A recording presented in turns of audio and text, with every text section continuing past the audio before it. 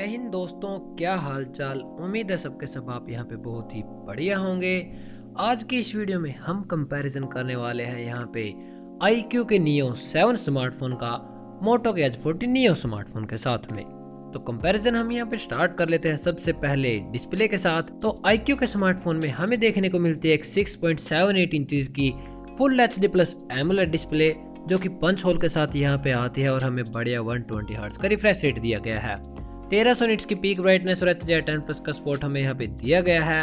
और दूसरी ओर मोटो के स्मार्टफोन में हमें देखने को मिलती है एक 6.55 इंचेस की full HD plus POLED display, जो कि एक एमोलेड डिस्प्ले ही होती है। पंच होल के साथ ये डिस्प्ले यहाँ पे आती है और हमें बहुत ही अल्ट्रा लेवल का 144 हर्ट्ज का रिफ्रेश रेट दिया गया है। और सेम 1300 निट्स की पीक ब्राइटनेस और HDR10+ का सपोर्ट हमें यहाँ पे भी प्रोवाइड किया गया है।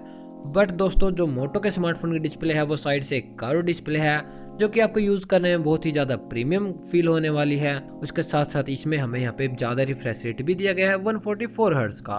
तो डिस्प्ले वाइज तो भाई यहाँ पे मोटो का स्मार्टफोन ही बहुत ही बेटर निकल के आता है। बट कंटेंट वॉचिंग के हिसाब से तो आपको दोनों ही स्मार्टफोन बिल्कुल सिमिलर लगेंगे। आगे हम यहाँ पे बात कर लेते हैं चिपसेट की, यानी कि परफॉर्मेंस की। तो iQOO के स्मार्टफोन में भाई लोग हमें बहुत ही मस्त चिपसेट दिया गया है, जो कि है MediaTek का Dimensity 8200 प्रोसेसर। ये प्रोसेसर यहाँ पे सिर्फ 4 नैनोमीटर की फैब्रिकेशन के ऊपर बेस्ड है और इसका एंटूटू स्कोर निकल के आता है करीब 8,60,000 के आसपास। यहाँ पे हमें LPDDR5 की रैम और UFS 3.1 की बहुत ही जबरदस्त फास्ट स्टोरेज दी गई है। इस प्रोसेसर के साथ यहाँ पे आप हाई अल्ट्रा एक्सट्रीम 60 FPS पर इजीली गेमिंग कर पाएंगे। दूसरी ओर मोटो के स्मार्टफोन में हमें देखने को मिलता है MediaTek का Dimensity 7030 प्रोसेसर, जो कि एक मिड रेंज प्रोसेसर है। 6 नैनोमीटर की फैब्रिकेशन के ऊपर ये बेस्ड है और इसका एंटूटू स्कोर निकल के आता है करीब 5,10,000 के आसपास। यहाँ पे हमें LPDDR4 की रैम और UFS 2.2 की स्टोरेज दी गई है।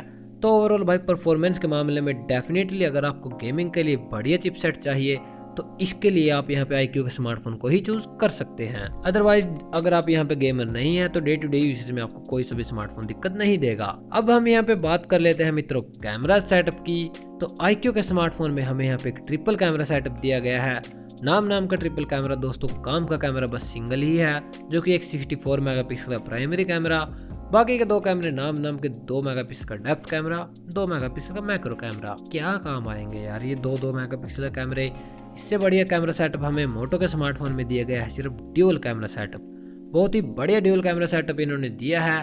50 मेगापिक्सल का प्राइमरी कैमरा दिया है और एक दूसरा कैमरा दिया है हाइयर रेजोल्यूशन का 13 मेगापिक्सल का अल्ट्रा वाइड एंगल कैमरा, जिसे हम इजीली यूज में ले सकते हैं।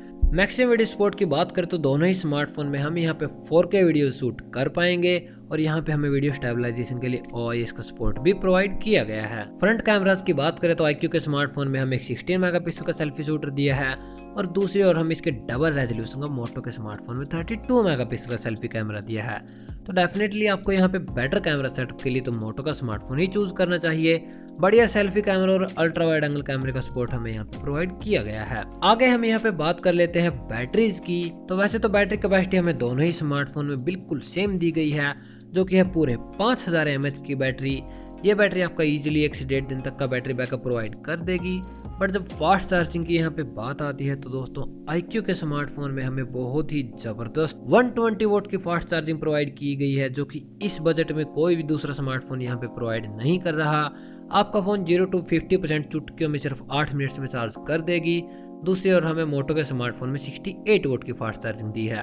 तो वैसे तो परफॉर्मेंस तो बैटरीज की दोनों ही स्मार्टफोन लगभग सेम है, बट फास्ट चार्जिंग के लिए आप यहाँ पे iQOO के स्मार्टफोन की तरफ जा सकते हैं।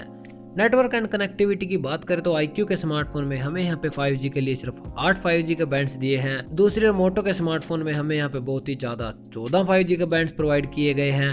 दोनों ही स्मार्टफोन में हमें यहाँ पे Wi-Fi 6 Bluetooth 5.3 का सपोर्ट प्रोवाइड किया गया है। सिक्योरिटी के लिए हमें in display fingerprint scanner, current date में एंड्रॉइड 13 का सपोर्ट, और जब मल्टीमीडिया के सपोर्ट की बात आती है तो 3.5mm का ऑडियो जैक तो यहाँ पे किसी भी स्मार्टफोन में नहीं मिलेगा, बट स्टीरियो स्पीकर का सेटअप हमें दोनों स्मार्टफोन में दिया गया है। प्राइसिंग की यहाँ पे बात करने से पहले हम जान लेते हैं दोनों ही स्मार्टफोन के ओवरऑल डिफरेंसेस को। तो जो iQOO का स्मार्टफोन है उसमें हमें बहुत ही बेहतरीन एक फ्लेक्सिबल लेवल की परफॉर्मेंस देखने को मिल जाती है। इसके साथ साथ हमें यहाँ पे 120 वोट की फास्ट चार्जिंग दी गई है। दूसरी ओर मोटो के स्मार्टफोन में हमें बहुत ही जबरदस्त IP68 की वाटरप्रूफ रेटिंग दी गई है, जो कि भाई इस बजट में कोई भी दूसरा स्मार्टफोन प्रोवाइड नहीं कर रहा। यहाँ पे हमें एक कर्व डिस्प्ले मिलती है जो कि 144 हर्ट्ज के रिफ्रेश रेट के साथ आती है और इसके साथ साथ 15 5G के बैंड्स दिए गए हैं। और अब हम यहाँ पे बात कर लेते हैं इनके प्राइसिंग की। तो iQOO के स्मार्टफोन का बेस वेरिएंट 8GB की रैम और 128GB की स्टोरेज के साथ यहाँ पे आता है पूरे 25,000 रुपए का। दूसरी और मोटो के स्मार्टफोन का बेस वेरिएंट सेम 8GB की रैम और 128GB स्टोरेज के साथ यहाँ पे आता है 23,000 रुपए का। और अगर हम यहाँ पे ओवरऑल वैल्यू फॉर मनी की बात करें तो भाई अगर आपको यहाँ पे गेमिंग के लिए स्मार्टफोन चाहिए तो इसके लिए आप यहाँ पे डेफिनेटली iQOO के स्मार्टफोन को चूज करें, एक बढ़िया परफॉर्मेंस और बैटरी के लिए। अदरवाइज अगर आपको यहाँ पे एक normal day to day usage में एक प्रीमियम स्मार्टफोन की फील लेनी है तो इसके लिए आप यहाँ पे मोटो के स्मार्टफोन को चूज कर सकते हैं। तो दोस्तों यही थे मेरे कुछ ऑनेस्ट ओपिनियन इन दोनों स्मार्टफोन के बारे में। मैं मिलता हूँ आपको नेक्स्ट वीडियो में। इस वीडियो में इतना ही। Bye bye.